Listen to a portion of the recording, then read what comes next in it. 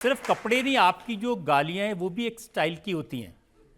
अब ठठरी के बरे, नकट्टा, मूसरचंद, ये कहाँ से लाते हैं? गांव के आदमी हैं, गांव में तो यही चलती है।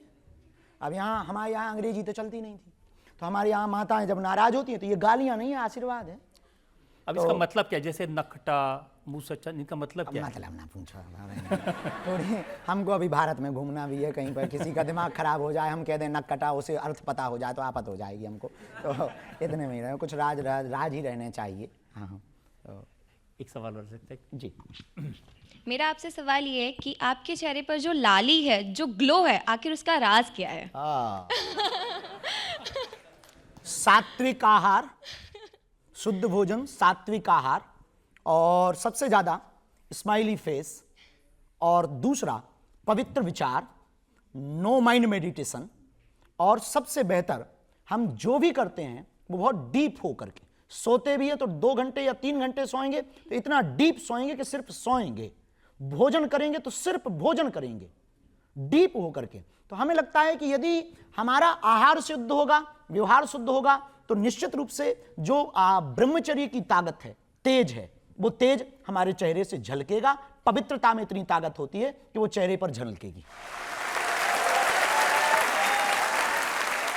हाल ही में आपकी माँ राष्ट्रपति द्रौपदी मुर्मू जी से मिली थी, अब बातचीत हुई उन दोनों के बीच, कुछ बताया उन्होंने आपको कि क्या बातचीत हुई? नहीं, हम वहीं थे और बड़ी अद्भुत हुई। अच्छा, हम लोग गांव के लोग हैं और सीधे साधे, हमारी माँ भी बहुत सीधी है, पढ़ी लिखी नहीं है, पर माँ तो माँ होती है, कैसी भी हो माँ तो माँ होती है। तो बहुत साधारण है और उन्होंने बहुत संघर्ष झेला। उन्होंने मुस्कुराना हमको माँ ने सिखाया। तो राष्ट्रपति जी जब 26 फरवरी को धाम पर बालाजी के दर्शन कर रही थी तो हवन करने पहुंची महामहिम राष्ट्रपति महोदया।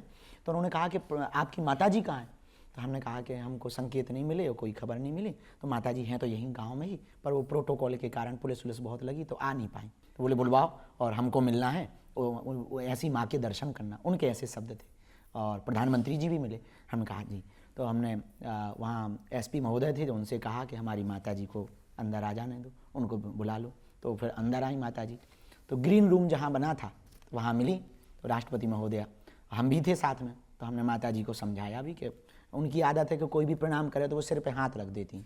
तो हमने उनको समझाया कि ये महामहिम राष्ट्रपति महोदय देश के प्रथम नागरिक हैं, इसलिए ऐसे ही दूर से ही हाथ जोड़ रही। अब वो तो भोली भाली सीधी। जैसे ही राष्ट्रपति जी मिली तो बोले आप बहुत भाग्यशाली हो। राष्ट्रपति महोदया ने कहा आप बहुत भाग्यशाली हो, ऐसा बेटा पाया है, इतनी कन्याओं का घर बसा रहा, इतनी बेटियों का धर्म पिता बना, आप बहुत भाग्यशाली हो, आपको हम देख करके बहुत खुश हुए हैं। तो दोनों लोग गली मिली और जैसे ही उन्होंने ऐसी बातें कहीं सो माता जी हमारी भूल गई। उन्होंने तुरंत सिर पे हाथ धर के कह दिया और ऊंचे पद पे जाओ।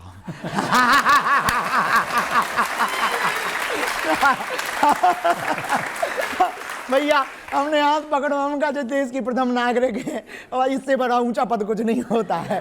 अब माता आशीर्वाद रहने दो, ऐसी वो सीधी सादी है। तो वो अभूतपूर्व क्षण था। उससे हमको ये लगा कि ठीक है, वो तो अब उनको इतना अनुभव नहीं है तो वो बात अलग है कुछ, लेकिन उन्होंने भी, राष्ट्रपति महोदया भी इतनी सरल, इतनी विनम्र, उन्होंने उसको गलत नहीं लिया और वो हंसने लगी और उनको लिए साड़ी लेकर आई। फिर उन्होंने साड़ी भी दी, बोले बहुत अच्छा हुआ। देखिए, जब आप पर्ची निकालते हैं, लोगों का भविष्य बताते हैं, आगे पीछे का सब बता देते हैं, तो लोग इसे चमत्कार समझते हैं और आपको भगवान का अवतार समझते हैं। हमने कभी घोषणा नहीं की है कि हम भगवान के अवतार हैं। हमने कभी अपने आप को ये नहीं कहा कि आप हमारी पूजा करो और आप सुनकर के चौंकेंगे और आपकी अदालत में हम कहना भी चाहेंगे। हमारे अनुयायी, हमको मानने वाले लोग यदि हमारी पूजा करते हैं तो हमको बहुत बुरा लगता है। हम हनुमान जी की पूजा कराने के लिए आए हैं, खुद की पूजा कराने के लिए नहीं आए। दूसरी बात, हम भविष्य नहीं बताते। भविष्य कौन, ब्रह्म के अलावा कोई नहीं बता सकता। भविष्य कैसे अच्छा बना सकते हैं ये बात जरूर बताते।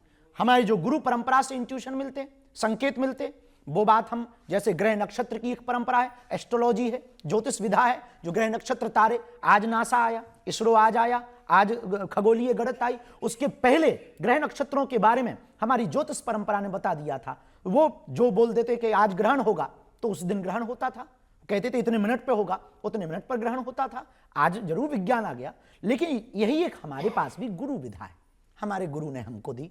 हम कोई प्रश्न करता आता है हम प्रार्थना करते हैं कि इनके लिए रास्ता बताओ, हमें जो उचित लगता वो हम उसको लिख करके रख देते, हम भविष्य नहीं बताते। ये लोगों के मन में व्यर्थ भाव का एक वो मन में स्थापित हो गया है कि हम